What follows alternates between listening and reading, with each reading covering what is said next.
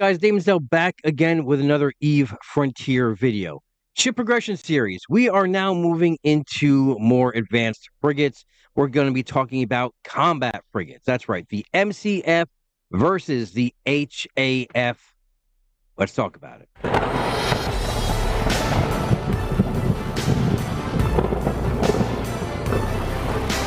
All right, so we covered the USV, right? That's your resource gathering frigate, your mining frigate, so to speak. Well, let's look at the other side of that coin, right? PvP and PvE, so basically ratting and player hunting. Well, we have two ships that can do this for you in the frigate class, and that is the MCF versus the HAF. All right, so before we get into ship stats and which one stacks up against the other, let's talk about building requirements for both of these ships. So first of all, like the other frigates, you're going to need that medium shipyard to be able to create this. Now, it's not that expensive to create a MCF, and the reason this video is out a little bit later than what I said, I wanted this video to come out over the weekend, you know, either on July 5th or whatever. I know it's the 9th right now. Now, there was a couple of different things. One, I was partying with the family and friends and watching fireworks and all that good stuff. But the main reason is I forgot to fuel my network node, which means even though I had this in the oven and it was cooking the night before, you know, for all intents and purposes, for me to put out that video for the 5th, my network node ran out of fuel. So it stopped production. Obviously, I got all the mats back for that, which is fantastic. But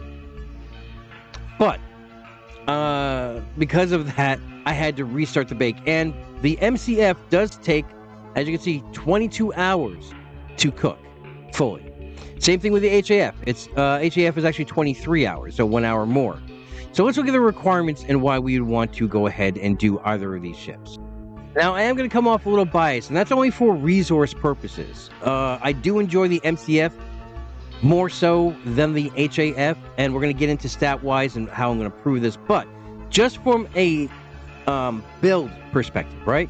They're both going to take the same thing. They're both going to take that Extermina protocol frame.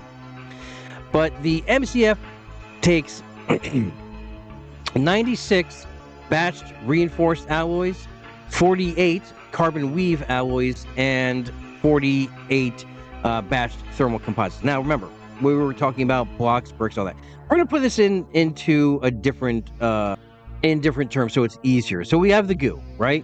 We turn the goo into blocks, and we turn these blocks into mega blocks.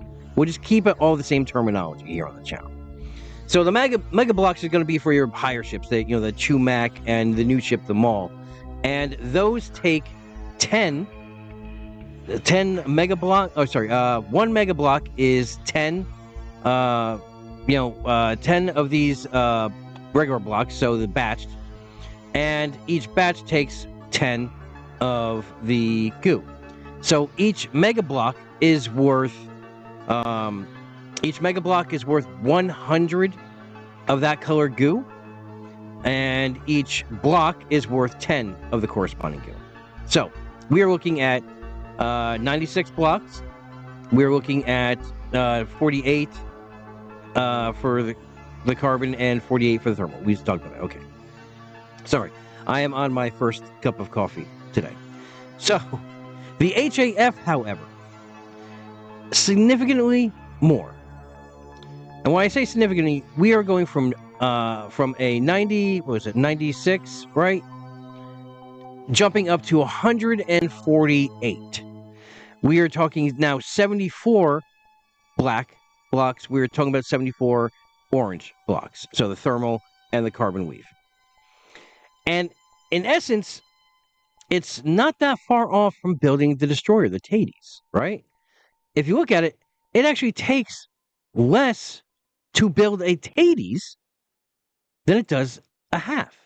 Now, currently, right now, again, we are in the alpha, right? There's no discernible differences for bonuses or ship rolls. They are not in the game currently. So basically, every ship has almost basically the same blueprint, which is 100 km out targeting range, 5 targets. The only difference, really, because there's no inherent resistances on these frames, is the overall signature radius. So let's look at the ships themselves. All right, so as you can see right near, I am in a MCF, and it is a hardy ship. I enjoy flying this ship.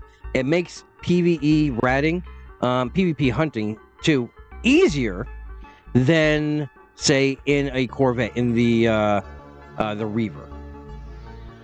And all of this is based on the component, if you can find the fuel that you need to fuel these frigates, which means getting the rifts, mining the rifts out, refining them into the fuel that you need. If you're not in a group, right? If you're not flying with a tribe, which you really should, then, you know, it's going to make things a lot harder on you if you are a solo player. So let's go into these ships, right? Let's see. Oh, okay. So we're bringing up the fitting. Now, currently, right now, the way I have mine fit. Now, actually, we are missing one component, which I put in the oven yesterday. We have made a warp entangler.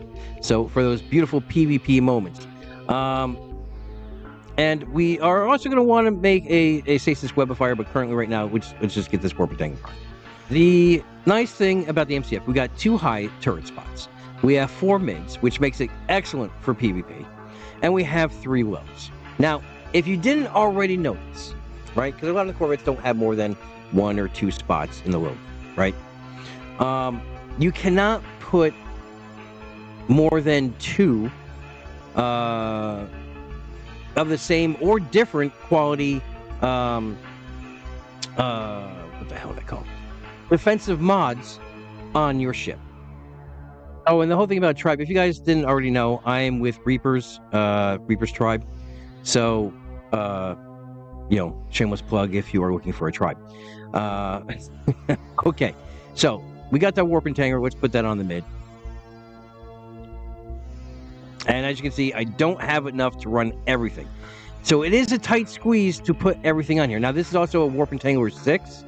I might be able to squeeze a lower version of it. Now, this warp entangler does allow me to stop warps up, you know, out to 54 km.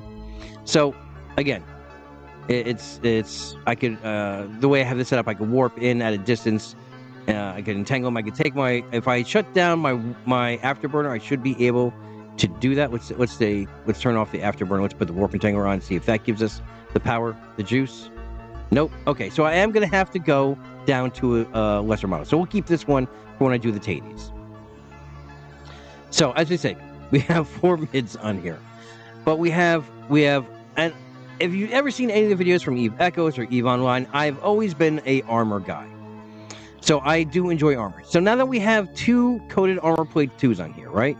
Which, as you can see, inherently, before even turning them on, gives me a EM resistance of 72%, which is good because the rats in my area deal EM damage.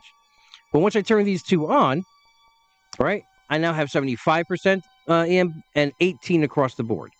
So that's for kinetic, thermal, explosive, as well as the high EM. Now, if I try to put on a shield on here, it's not going to let me do that, because I can only fit 2 type of defensive systems on there. So now I could run, you know, shield and armor if I want to do that. So we could take one of these off, right? And that's going to bring our armor down to 675. And I could put on the shield grid, and obviously it's got a pop up, but that's going to give us a total HP of 425. Now I can run it this way. I can run mixed, you know, shields and armor. But for me, I'm an armor guy, so we're just going to put the 2 coated plates on. We're going to put a cargo 2 on to give us more cargo space. And there we have it. So that's going to give me a total of 1350 armor. And the structure bonus on this ship, just out of the oven, is 2400. So we have 2400 initial hit points for this ship. Now, on this ship, I also have coil gun 3s. I love coil guns. And yes, these do go all the way out to 100 km. Our targeting range is 100 km. and our far off range is within 230 cam. So yes, it's a bit overpowered, right? We could just warp in at 100 and just clear the field. But that's, I enjoy that. I enjoy the sniping from the distance. Doesn't mean that we can't get up into it, because we have our systematic armor restore, which is going to power us. We have a afterburner 2 on here. That's going to give us, currently without the afterburner, we have a top speed of 310, right? Yep. Now, once I put the afterburner on 2, we are at the top speed of 761. So I can flit around the battlefield and keep taking shots as well. My signature radius is 70. That's going to be a distinct difference between this and the HAF. So let's go ahead and compare the two, okay? All right, and in comparing, so you're going to see why the HAF is not really worth it for your resource or your money, right? So fuel-wise, the MCF holds a higher tank fuel capacity of 6548 versus the HAF's 4184. Also, the jump range on the MCF is equivalent to the destroyer, the Thetis, as well as the heat resistance that it has. It shares that with the Thetis. So this can jump around. So it's going to be a lot easier to visit the sites that are not within your constellation, to go off and explore a little bit with the MCF. But always remember, if you're going to be doing that, make sure that you have a reserve for your fuel. All right. So mass-wise, right? The HAF weighs a lot more. So therefore, we're not going to go as far for our jump distance, because mass plays into that. Structure hit points. As you can see, the HAF does have more hit points than the MCF. It has about 250 more HP, but we can make up for that by putting on armor, putting on shields, whichever you enjoy doing. Cargo capacity. Here we go. Sorry. We are looking at a bigger cargo in the HAF versus the MCF. We have 3120 versus the 2080. Again, can be made up by cargo weight. But if you're basically using this for PvP or PvE, basically as a combat vessel, you really don't need that huge of a a tank, a cargo hold. All right, so this is where it gets interesting, right? Inertia modifier, 0.14 on the MCF versus 0.1 on the HAF. Obviously, there is no inherent bonuses on the resistances. Again, that's based across the board. There are no ship rolls. There are no bonuses on these ships currently. So we're going to skip over shield, skip over armor, because again, you would need to add the mod for you to have that. All right. So heat-wise, they're both running at 2.5, but because of the mass, the MCF can jump farther than the HAF. Capacitor recharge rate is negligible. That's due to the engine you put on there. The HAF has a bigger capacitor by 10 on the MCF. Targeting is all going to be the same, right? Except for the signature radius. Now, on the signature radius, the HAF has a smaller sig radius. So, yes, it is going to be harder to hit the HAF.